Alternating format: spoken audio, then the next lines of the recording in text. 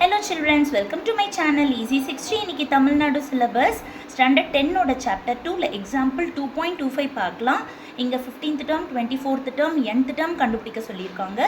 AB அவங்களே கொடுத்துட்டாங்க. இப்போ நம்ம இது எல்லாத்துக்கும் ஒரே ஒரு ஃபார்முலா TN ஃபார்முலா தான் யூஸ் பண்ண போறோம். ஏபி தெரியும்னாலே அதுல இருந்து A வந்து ஃபர்ஸ்ட் டேர்ம், ஸோ A வந்து 3 ஆயிடுச்சு. D வந்துட்டு T2 minus T1 பண்ணுறப்ப 12 ஆயிடுச்சு.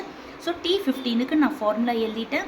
ஏக்கு பதிலாக 3, என்னுக்கு பதிலாக 15, அப்புறம் -1 பண்ணுறப்போ 14, டிக்கு பதிலாக 12. இது ரெண்டும் மல்டிப்ளை பண்ணால் 168, ஆட் பண்ணுறப்போ 171.